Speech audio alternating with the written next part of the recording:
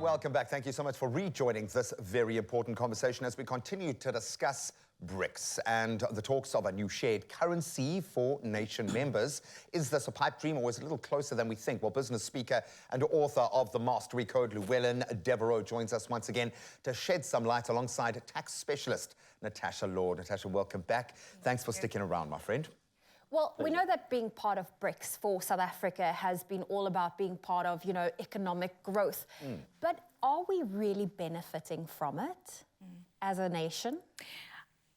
So South Africa is one of the smallest economies of BRICS, and I think this is the crux of the matter right now. It feels like, again, we're the stepchild. We're in kind of a relationship where we do trade a lot with the US, and that's different economic values from the from the East. But it is a space that we can at least establish our voice aside from the West. So we don't want to be too reliant on one side of the world or the economy, and we want to be able to say that we can leverage our voice. So being a small economy, we can decide where we want to be. Our economic ties are largely in a big way with China as well. So they've already kind of set themselves as polar opposites in terms of their political values and what they do. But it is important to have a contested voice against the West. They have great values. They've formulated a great basis for democracy, but we should also be able to stand up against that, even being a small economy. So in large part right now, though, we're facing sanctions, we're facing rumors of sanctions. Rumors about rumors. Yeah,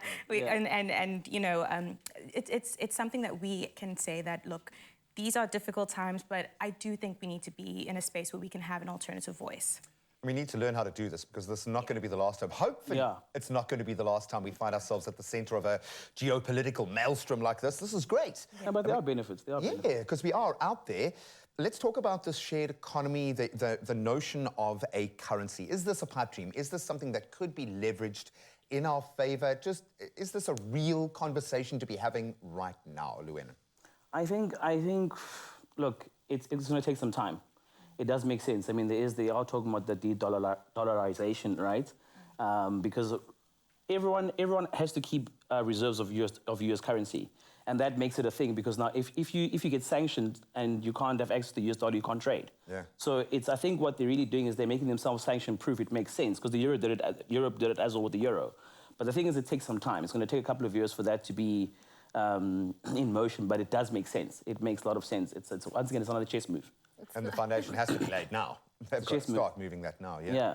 So what do we need to do in order to be able to achieve that, the common currency, the same currency?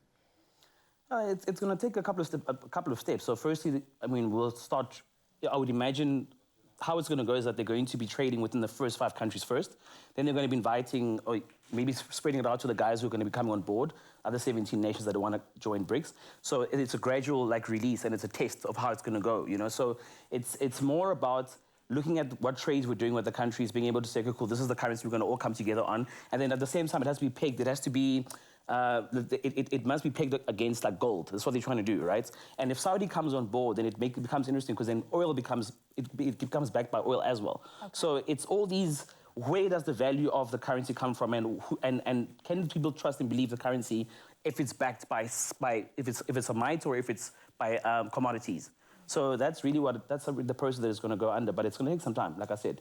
Maybe a coming of age for the global economy, because at some point, all of the growth that is accessible via the developing market, and I think that's the carrot here, is that there's more opportunity to grow and expand and to capitalize on these markets. I really do get that. When we look at the punitive measures now, sanctions, how scared should we be of sanctions in this space?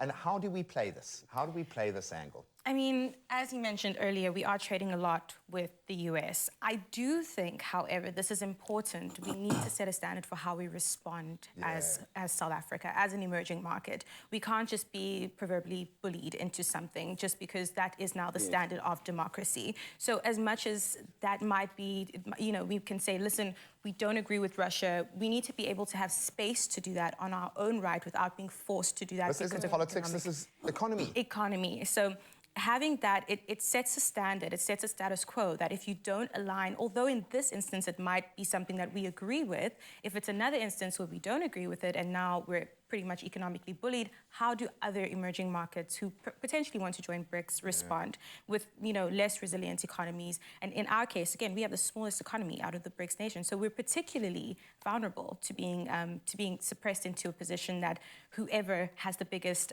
leverage over us can then put on us. Can decide our political will, which is And that trickles wrong down on into every our level. economy. And we can't have that. We No, can't we have can't. that. Not We about can't that. have that. Not anymore. No. Can we just touch the waters on what could happen if we had to receive those sanctions from the West?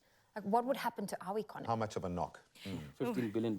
Yeah. That's a lot. It's unprecedented. We talk about it like it's light, but it's $15 billion. Like if you count a million seconds, you get 11 days. If you count a billion seconds, you get 30 years. Yeah. Like that's a lot of, a billion is not a small thing, but 15 of them even worse. Yeah. Yeah, so that will be the base, because I mean what will be risked is the AGOA trade deal that we have with America, and I think that'll be the thing that is quite not nice to take on. Look, people on both sides would lose a lot of money, and I think we forget this, okay? That everyone wants trade. No one wants to see sanctions on both sides because it means a halt to economic growth and development regardless. So I think there is going to be a lot more going on in this conversation. I know we've tried to simplify it as much as we possibly can, but we'd love to hear your input. How much does this actually affect you, and how does it make you feel? Does it hit a nerve? Does it strike a chord? Does it speak to economy? Does it speak to politics? Where's your mindset when it comes to BRICS? We'd love to continue this discussion online.